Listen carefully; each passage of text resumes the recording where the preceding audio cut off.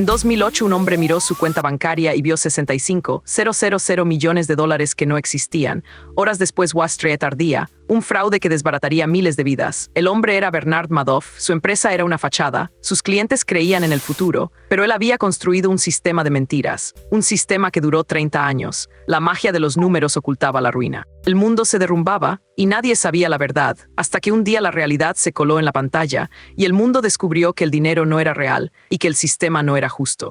Al final vas a entender cómo la SEC lo investigó 5 veces sin ver nada, pero primero hay un detalle que nadie te ha contado sobre la habitación 17. Fue allí donde Madoff ocultaba sus libros. No eran registros normales, eran copias de la realidad. Cada entrada era una mentira, cada salida una ilusión. La habitación 17 era el corazón del engaño. Pero ¿cómo logró mantenerlo oculto tanto tiempo? La respuesta está en cómo el sistema falla y cómo una institución supuesta para protegernos se quedó mirando sin actuar. La promesa es descubrir cómo el fraude pudo durar décadas y por qué nadie lo vio venir. Bernie Madoff no nació en la riqueza. En los años 70 fue un operador de mercado con una reputación sólida, pero no fue su habilidad con las inversiones lo que lo llevó a la cima, sino su habilidad para convencer a los demás. En 1960 fundó su propio consejo de inversión y poco a poco se convirtió en un referente en Wall Street. Su método era simple, ofrecía retornos garantizados del 10% anual, algo inusual en un mercado volátil. A medida que su red de clientes crecía, también lo hacía su poder, pero eso no fue lo que le convirtió en leyenda, fue lo que hizo después. Su reputación se basaba en un talento para escuchar, para entender las necesidades de los inversores y para ofrecerles algo que muchos soñaban, seguridad. Durante décadas su nombre se asoció con confianza. Los clientes lo veían como un experto, un aliado. Pero detrás de esa imagen algo estaba cambiando. En 1990 decidió crear un fondo que no se regía por las normas de Wall Street. Se llamó Ponzi, funcionaba con un sistema sencillo, los nuevos inversores financiaban los pagos de los antiguos. Se veía como un buen negocio, pero en realidad era una trampa. Para algunos era una forma de invertir sin riesgo, para otros era una oportunidad de ganar dinero fácil. Con cada nuevo cliente el fondo crecía, con cada nueva inversión la red se fortalecía. Y con cada nuevo cliente, Madoff se acercaba más al colapso. En 2000 el mercado se estabilizó, la burbuja de los tech stocks se desinfló, nadie quería arriesgarse. Pero Madoff no se detuvo, siguió ofreciendo el mismo 10% anual y con él una promesa que nadie podía cumplir. Mientras otros se quejaban, él seguía recibiendo más dinero, y cada vez más. Hasta que en diciembre de 2008 fue detenido. La red que había construido durante décadas se derrumbó, pero antes de eso había dejado una huella, un legado de confianza quebrada, un sistema que se basaba en la ilusión y una historia que aún no terminaba. En 1992, Madoff reveló su método, un esquema Ponzi en el que los nuevos inversores financiaban los pagos a los antiguos.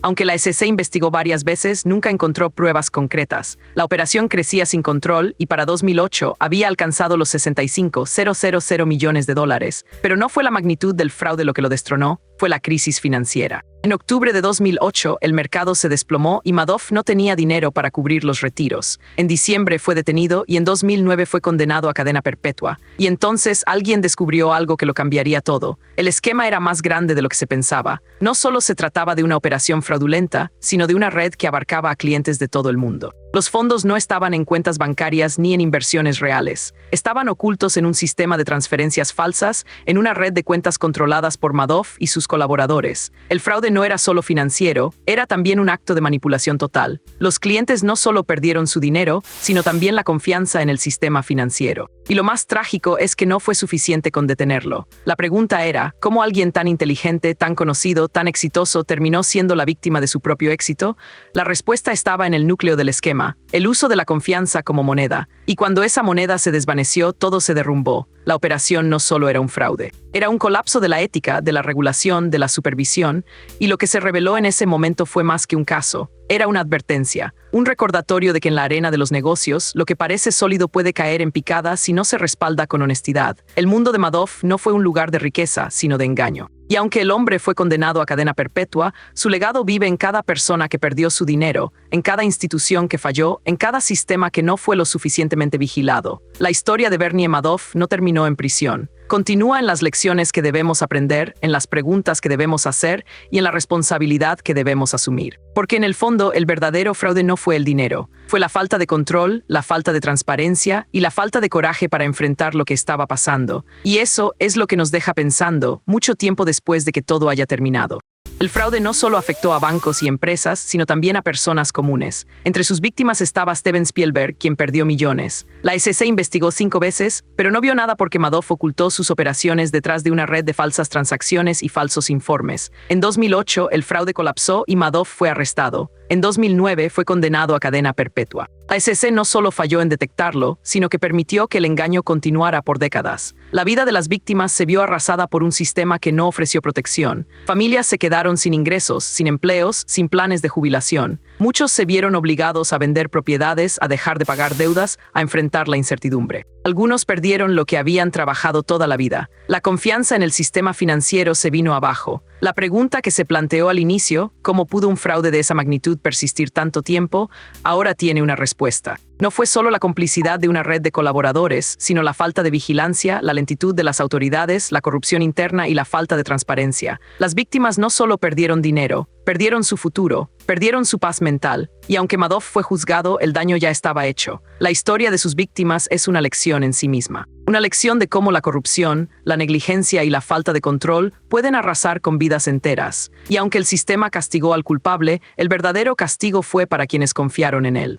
El fraude de Madoff no fue solo un error financiero, sino un recordatorio de lo que puede pasar cuando la confianza se convierte en una herramienta de engaño. Esto podría pasarte a ti porque la historia de Madoff no terminó con su arresto en diciembre de 2008 ni con su condena a cadena perpetua de facto. La verdad se reveló más tarde, cuando se descubrió que el fraude alcanzó los 64.800 millones de dólares. Las víctimas perdieron todo, incluyendo a Steven Spielberg, quien perdió millones en la estafa. Hoy ese dinero no regresó. Solo queda el eco de un sistema que falló. La lección no es solo sobre el fraude, sino sobre la importancia de entender cómo las promesas pueden ser manipuladas. La confianza, si no se protege, puede ser el primer paso hacia la destrucción. Si te interesa saber cómo evitar caer en trampas como esta, sigue nuestro canal. En el próximo video te cuento la historia de cómo un hombre convirtió su vida en un experimento social. Suscríbete para no perdértela. Y lo peor no fue esto, te lo cuento mañana.